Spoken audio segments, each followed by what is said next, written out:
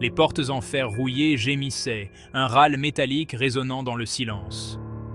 Dominant le paysage, l'usine se dressait comme un géant squelettique, ses fenêtres vides comme des yeux creux fixant le crépuscule. L'air était lourd, épais de l'odeur de la décomposition et du poids de l'industrie oubliée.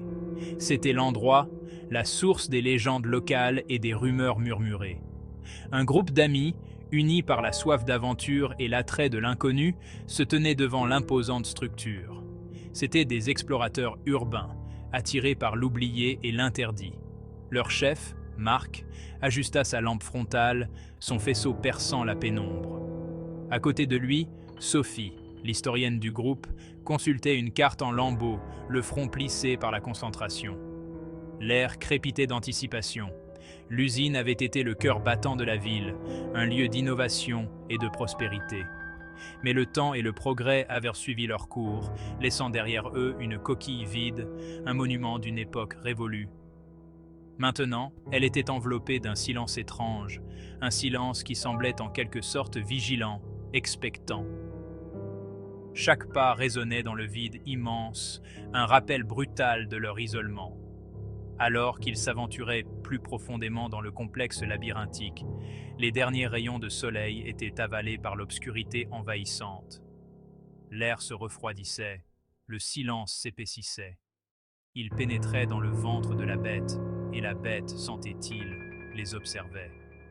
Leurs lampes frontales illuminaient des particules de poussière dansant dans l'air vicié, révélant des bribes de machines rouillées et de grandeurs passées. Marc, toujours pragmatique, gardait le groupe concentré, sa main ne s'éloignant jamais de la lourde lampe torche accrochée à sa ceinture. Il scrutait les ombres, à l'affût du moindre signe de danger, ses années d'expérience dans les lieux oubliés le servant bien. Sophie, les yeux brillants de curiosité, examinait les murs décrépits, cherchant des indices du passé. Pierre, le photographe du groupe, s'arrêta pour capturer la beauté obsédante des machines en décomposition. Son appareil photo cliqueta, chaque éclair illuminant l'obscurité pendant un instant fugace, révélant les détails complexes d'une époque révolue. Il voyait la beauté dans la rouille et la décadence, une histoire gravée dans chaque peinture écaillée et chaque fenêtre brisée. Il y avait un sentiment partagé d'excitation, le frisson de l'interdit dans un lieu interdit. Mais sous la surface, un courant de malaise traversait le groupe. Le silence pesant, l'impression palpable d'être observés, pesait lourdement sur eux.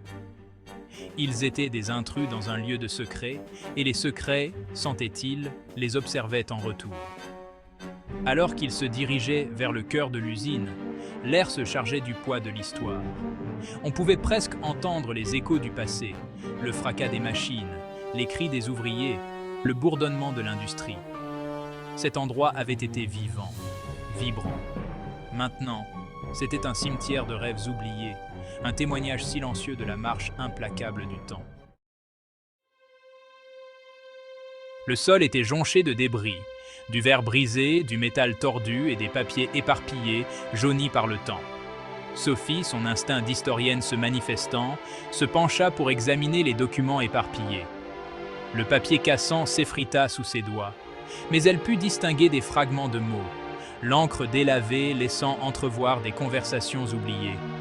Ça devait être l'aile administrative, murmura-t-elle, sa voix résonnant étrangement dans le silence. Ces documents, ils datent des débuts de l'entreprise, avant la guerre. Ses yeux s'écarquillèrent en reconnaissant un nom sur l'un des documents, un nom qui lui fit froid dans le dos. Charles Beaumont, chuchota-t-elle, sa voix à peine audible. Le fondateur de l'entreprise. Son nom est lié à certaines des avancées technologiques les plus importantes du siècle dernier. Elle rassembla soigneusement les papiers épars, son cœur battant à la fois d'excitation et d'appréhension. Ce n'étaient pas que de vieux documents, c'étaient les pièces d'un puzzle, des fragments d'une histoire oubliée. Et Sophie, avec sa curiosité insatiable et son intelligence vive, était déterminée à reconstituer la vérité. L'air crépitait du frisson de la découverte, de la promesse de percer des secrets longtemps enfouis. Derrière une étagère métallique effondrée, à moitié cachée dans l'ombre, ils découvrirent un petit coffre en bois, son verrou rouillé et cassé. À l'intérieur, niché parmi des photographies jaunies et des lettres fanées, se trouvait un journal relié en cuir, ses pages remplies d'une écriture élégante. Sophie souleva délicatement le journal, ses doigts tremblant légèrement. Ceci, elle le savait, était la clé pour percer les secrets de l'usine. Le journal appartenait à Élodie Martin, l'assistante personnelle et confidente de Charles Beaumont. Alors que Sophie se plongeait dans ces pages, une histoire d'ambition, de trahison et de dangereux secrets commença à se dévoiler. Les mots d'Élodie brossaient un tableau vivant d'une entreprise sur le point de faire une découverte révolutionnaire, une découverte qui aurait pu révolutionner le monde. Mais il y avait ceux au sein de l'entreprise qui cherchaient à exploiter le génie de Beaumont à leur propre fin, des hommes mus par la cupidité et la soif de pouvoir. Le journal d'Élodie parlait de réunions clandestines, de menaces murmurées et d'un sentiment croissant de paranoïa qui imprégnait l'entreprise autrefois florissante. Les entrées du journal s'arrêtèrent brusquement, laissant Sophie avec un sentiment glaçant de pressentiment. Les mots d'Élodie laissaient entrevoir une sinistre conspiration, une toile de tromperie qui s'étendait bien au-delà des murs de l'usine. Il devint clair que la disparition de Charles Beaumont, longtemps considéré comme un tragique accident, était tout sauf un accident. L'usine, autrefois un lieu d'innovation, était devenue le témoin muet de quelque chose de sombre et de dangereux. Le journal parlait du projet Lumière Noire, une initiative top secrète avec le potentiel de changer le monde. Les détails étaient vagues, mais Sophie pouvait sentir l'ampleur du travail de Beaumont, l'éclat même de sa vision. C'était une découverte qui aurait pu faire progresser l'humanité, mais elle attira aussi l'attention de ceux qui avaient des intentions moins nobles. Les écrits d'Élodie parlaient d'un personnage mystérieux, un homme connu uniquement sous le nom de Le Serpent, qui se déplaçait dans les rangs de l'entreprise, manipulant les événements, semant la discorde. Il convoitait le travail de Beaumont, non pour le bien de l'humanité, mais pour le pouvoir et la richesse qu'il promettait. Le serpent est devenu une menace constante, sa présence rôdant dans l'ombre, toujours en avance d'un pas. Alors que Sophie poursuivait sa lecture, un sentiment croissant d'effroi l'envahit. Elle pouvait sentir le poids de l'histoire lui peser sur les épaules, les échos des trahisons passées résonnant dans le silence de l'usine abandonnée. Le journal était plus qu'un simple artefact historique, c'était une relique dangereuse, une clé pour percer des secrets que certains tueraient pour protéger. Le groupe, blotti dans le faisceau vacillant de leur lampe frontale, écoutait attentivement Sophie partager ses découvertes. L'air crépitait de tension, le poids des mots d'Élodie s'abattant sur eux comme un linceul. Ils n'étaient plus seulement des explorateurs urbains, ils étaient des pions malgré eux dans un jeu dangereux, un jeu dont les enjeux étaient bien plus élevés qu'ils n'auraient pu l'imaginer. Un bruit soudain, un clang métallique provenant des profondeurs de l'usine, brisa le silence. Le groupe se figea, leur cœur battant la chamade. Les cheveux de Marc se dressèrent sur sa nuque et il porta instinctivement la main à sa lourde lampe torche. Le son, bien que faible, suffit à leur envoyer une décharge de peur. « Qu'est-ce que c'était » chuchota Pierre, la voix serrée par l'appréhension. Ils tendirent l'oreille, mais le silence se fit, rompu seulement par le son de leur propre respiration saccadée. L'air semblait crépiter d'une nouvelle énergie, un sentiment palpable de malaise. Sophie, l'esprit en ébullition, serra le journal contre sa poitrine. Se pouvait-il être seul dans cet immense complexe en ruine? Ou y avait-il quelque chose d'autre qui se cachait dans l'ombre, quelque chose qui ne voulait pas qu'il découvre la vérité? Cette pensée lui donna des frissons dans le dos. Alors qu'il se frayait prudemment un chemin à travers les couloirs labyrinthiques, le sentiment d'être observé s'intensifia. Des ombres semblaient danser à la limite de leur vision, et le silence était rompu par des craquements et des gémissements occasionnels du bâtiment vieillissant. Mais chaque fois qu'ils se retournaient pour faire face à leurs poursuivants, il n'y avait rien. Les entrées du journal s'arrêtèrent brusquement, laissant le destin d'Élodie et le destin ultime du projet Lumière Noire, un mystère. Mais Sophie était plus déterminée que jamais à découvrir la vérité. Elle savait que quelque part entre les murs en ruine de l'usine se trouvaient les réponses qu'elle cherchait. Des réponses qui pourraient révéler une conspiration vieille de plusieurs décennies. Le temps semblait filer à toute allure, alors qu'il s'enfonçait dans les profondeurs de l'usine, chaque coin qu'il tournait menant à plus de questions, à plus de mystères. L'air se chargeait du poids de leur découverte, de la conscience qu'ils marchaient sur un terrain dangereux. Ils étaient engagés dans une course contre la montre, contre ceux qui cherchaient à maintenir le passé enfoui. L'atmosphère au sein du groupe avait changé.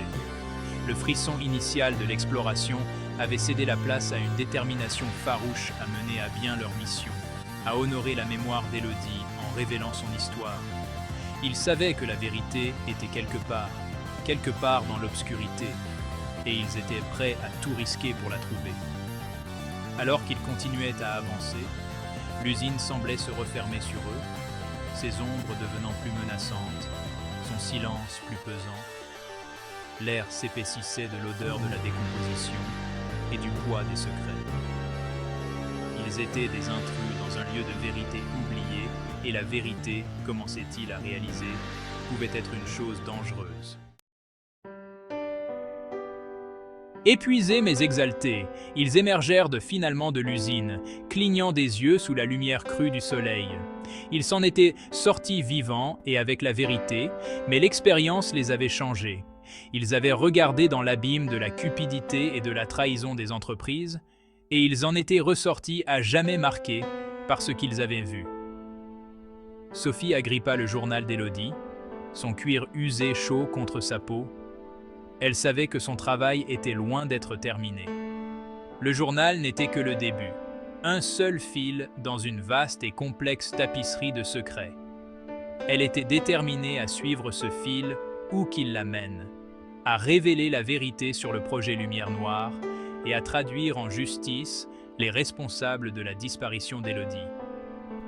Alors qu'il retournait dans le monde familier, il ne pouvait s'empêcher de se sentir observé. Les ombres semblaient plus longues, les murmures du vent plus prononcés. Ils étaient tombés sur quelque chose de plus grand qu'eux, quelque chose qui s'étendait bien au-delà des murs de l'usine abandonnée.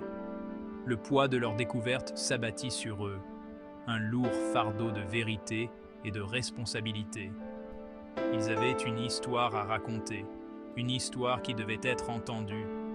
Mais alors qu'ils regardaient la silhouette imposante de l'usine se découper sur le soleil couchant, ils ne pouvaient s'empêcher de penser que leur aventure était loin d'être terminée.